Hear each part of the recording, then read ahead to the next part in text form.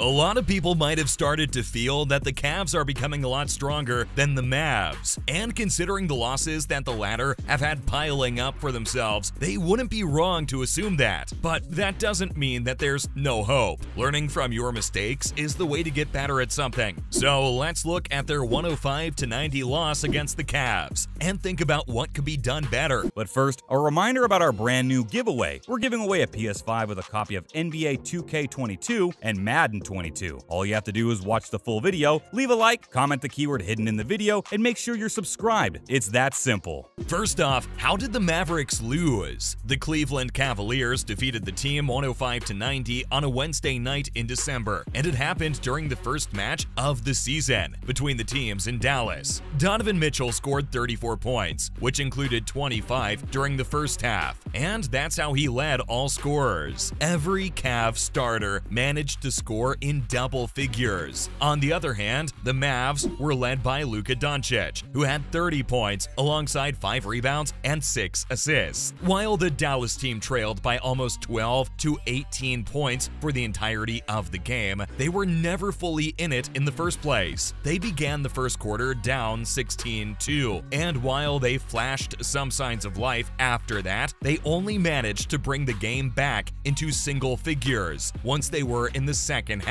That too for roughly one possession. It's safe to say that the losing team was certainly missing Kleber and Green, considering how their energy was just anemic at times. These are the players that could have brought the game up at some point, but the team was truly struggling without them. Talking about the defense, there were numerous failures near the hoop that would only have been cleared up if Green and Kleber had been available. But the sad part is that the Mavericks were back to .500, and the schedule wasn't getting any easier ahead for either of them. They had matches lined up against Portland, after which it was Cleveland coming up once again in the same week. Coming up, the Cavs are simply too talented. Cleveland is one of the league's top teams, even though their 18-11 record has sort of slipped under the radar because of the Boston and Milwaukee teams becoming a little more dominant. Regardless, they're just excellent at what they do, and it became super apparent in their game against the Mavs. In fact, the talent gap between the two teams was obvious from the very start. Cleveland stormed off to a 16-2 lead, while the rival team's lineup was loaded from top to bottom. If you listed the players in this game, Luka would be number 1, but what about the players after that? We're pretty sure that nobody else could be ranked like Luka among the Mavs, and that's where the problem lies. Of course, Cleveland had the benefit of spending several years almost at the bottom of the scoring when LeBron James left them for the second time, which led to the team getting some of the most talented players into the team, with top 10 picks like Garland and Mobley. They then used their other assets wisely to get their hands upon Mitchell and Allen, and that's how they ended up with a full squad that nobody would be scared to go up against. Does this justify the Mavericks' lack of vigor for the bulk of the first part of the game though? We really don't think so, but it did serve as a litmus test for them, which they ultimately failed. Following up, did you guys notice the lineup change? We've seen how Dallas still has a long way to go before their roster is even comparable to the players the other team has, but we did see them trying to save the game that day with the players they had. Following a disappointing first half, their coach, Jason, made some pretty important lineup changes to go ahead with the second. For example, Powell and Finney-Smith were replaced by Wood and Bullock. It was one of the very few instances in a long time that Finney-Smith did not begin a half while healthy, and the coach definitely wanted Bullock to remain on the floor to begin the half to keep Mitchell in check, who had already made 25 points during the first half. It also sort of worked out for him because Bullock almost completely guarded Mitchell for the whole of the second half, and he only got 9 points in. Still, it was impossible for the Mavs to handle all of Mitchell's teammates, which is why they ultimately had to face defeat. Wood delivered a powerful offensive punch, hitting 4 3-pointers and managing to score 20 points. Still, as we saw the second half progress, his defensive issues surfaced as the Cavs kept receiving solid shots around the rim due to the Mavs' slow and delayed movements with him remaining on the floor. Even if the results were mixed, it seemed pretty big. Was this an early clue that Kidd is capable of shaking things up in a good way? Maybe. Moving on, the Hardaway trade rumor. The deadline for the NBA trade is not that far away, coming up in early February, and the Dallas Mavericks rumors have undoubtedly begun to pick up steam. It's clear to everybody that the Mavs don't have that many highly sought-after commodities for trade, but one name that has apparently come up repeatedly in league negotiations is Tim Hardaway Jr. The player is in his 10th NBA season, which is strange to say, and is owed just over $34 million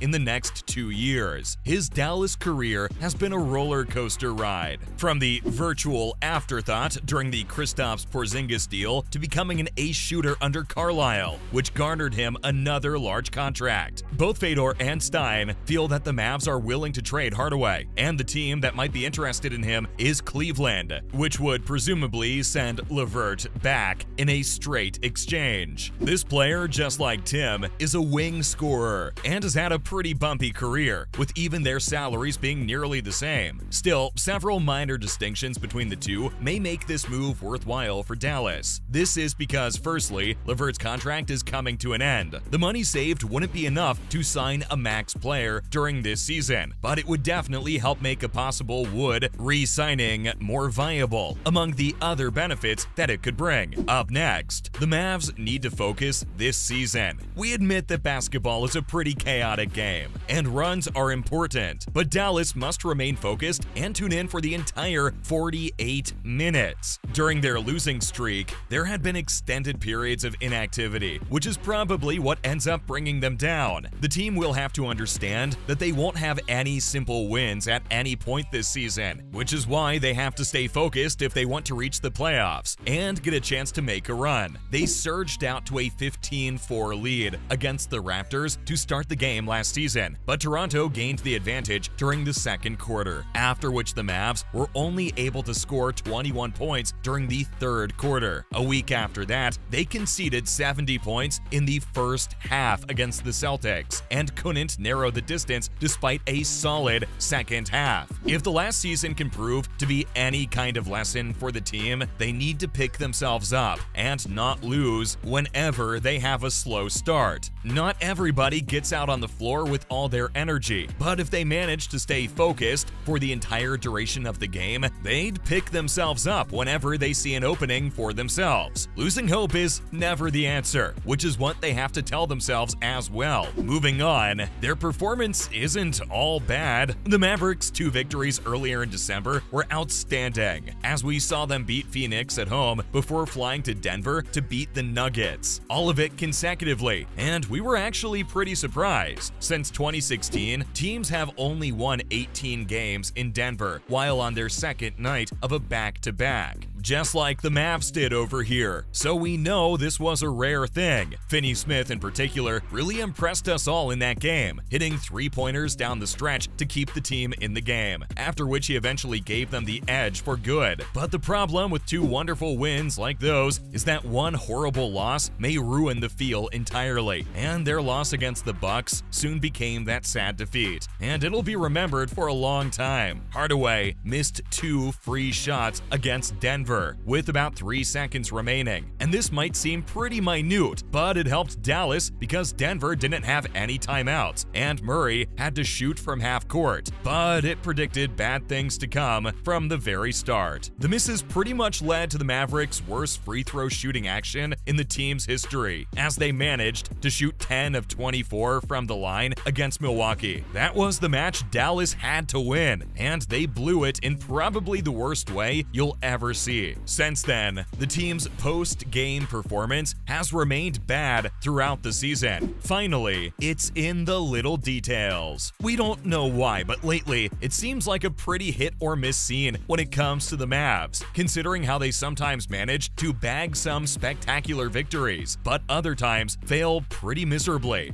But we want to see the team up and running, and though we admit that they're pretty good at a lot of things, they'd be focusing on where they're lacking lacking, and individually look at the players who find themselves struggling on the court. It's important to look at the team collectively and understand that every individual is important. Not just that, but recognizing the potential of each player and then putting that into the correct order of use is something very urgently needed by the Mavs. We're sure they'll be able to pick themselves up in no time because they can do it. And that's a wrap, folks. What are your predictions for the Mavericks? And do you think they'll be able to bounce back from these losses? Tell us in the comments below. And as always, make sure to click that like button and subscribe to our channel so you never miss out on more updates on the sports world. See you in the next video.